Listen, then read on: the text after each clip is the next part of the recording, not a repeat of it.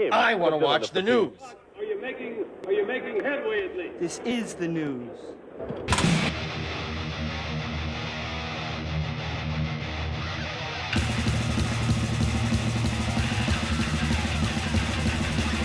Schmack-a-macabre, it's time for the only news that matters. And there's a famous saying, it says, never meet your heroes. And it turns out that this precisely proverb came into play twice concerning two members of the John Bonham family in a roundabout way. The first episode would have taken place sometime in the 70s in Hollywood, California, while the second episode can be pinpointed to August 18th, 1984 in England. During a recent interview with KSHE95, Bonham's son, Jason Bonham, was discussing his involvement in the current underway Best of Both Worlds shitty tour, which leans heavily on Vangina, not Van Halen. A material date to the involvement of Sammy Hagar Belcher and Michael Anthony, his wife. Jason Bonham says, it's 10 years since I've been with Sammy and Mike, and it's 40 years since I saw Mike play at Donington. And my wife and I went to Donington, the Monsters of Rock, AC/DC, Van Halen, the monsters of throwing lots of bottles everywhere when they were playing.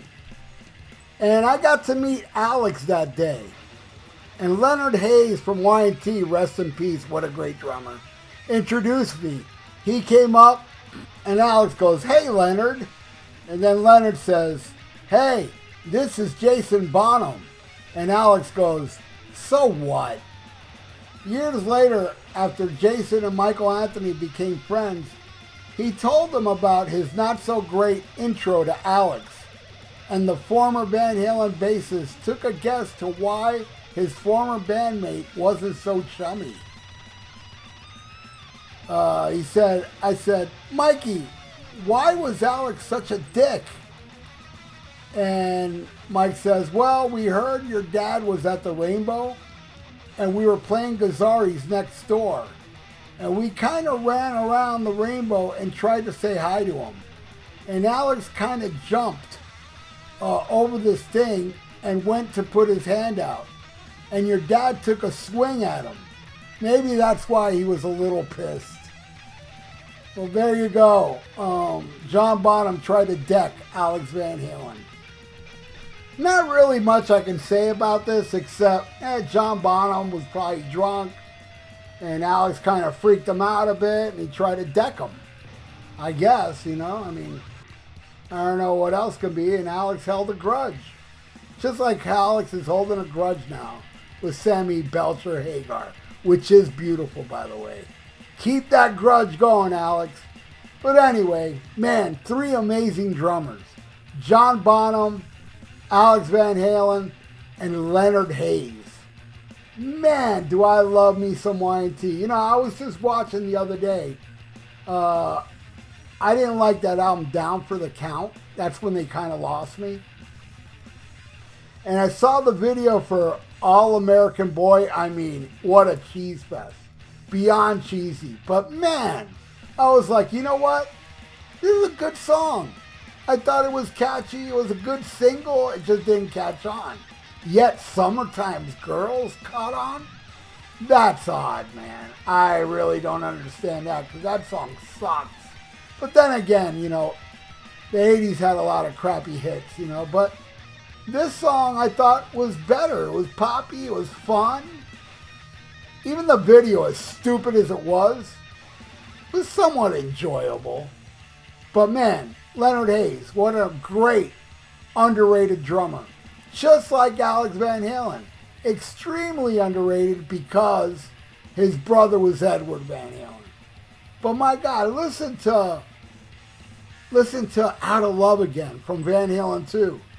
That whole song sounds like an amazing drum solo. What a swing. And Alex Van Halen is one of those drummers where, well, I'm talking about the six-pack, because later on, on those Vangina albums, he had that electric drum shit. But the early Van Halen albums, man, you can tell. You know, he had a sound. Not a lot of drummers have a lot of, you know, their own unique vibe. Alex Van Halen had it. He had that vibe. And he was awesome, an amazing drummer. Now, John Bonham, that guy was perfectly rated. You know, he was an amazing, amazing drummer. Thunderous drummer. He was just a shit. I love me some Led Zeppelin. And John Bonham was pretty much the anchor of that band. So when he died, it was like, band's over. And I totally understand it. I mean, Led Zeppelin is one of those rare bands that break up because a member died. I mean, who else has done that? Oh, I think Hanoi Rocks, right? Did Hanoi Rocks break up after Razzle was killed? I think he was. And man, I can't wait for that Alex Van Halen book. I will be so incredibly disappointed if he doesn't call out on Sammy Belcher Hagar's bullshit through all the years, and how Sammy keeps bringing him up in the press, how Alex won't talk to me. You know, maybe it has something to do with all that crap you wrote in your book about them. You ever think of that, Hagar? Belcher? Now, if you read the book from Noel Monk about Van Halen, he didn't really paint Alex Van Halen in a great light.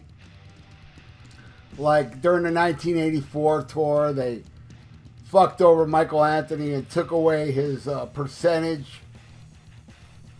And Alex was all for it. And Noel Monk was like, Alex didn't write any of the songs. Neither did Michael Anthony. It was mainly David Lee Roth and Eddie Van Halen.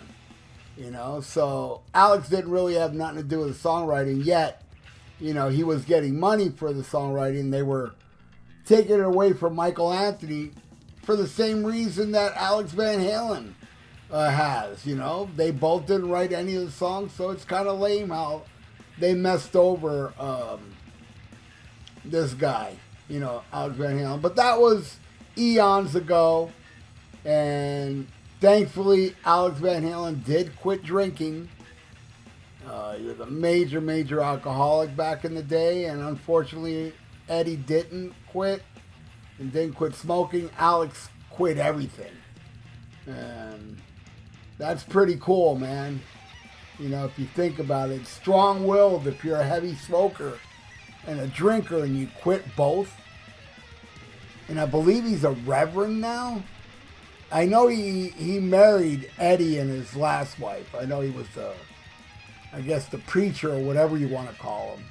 So yeah, it looks like Alex's life has turned around drastically since, you know, the 80s rock star days, you know. And I feel so bad for him, man. I mean, his brother was everything to him. They were super tight. Alex is not known to play drums with anybody unless his brother's there.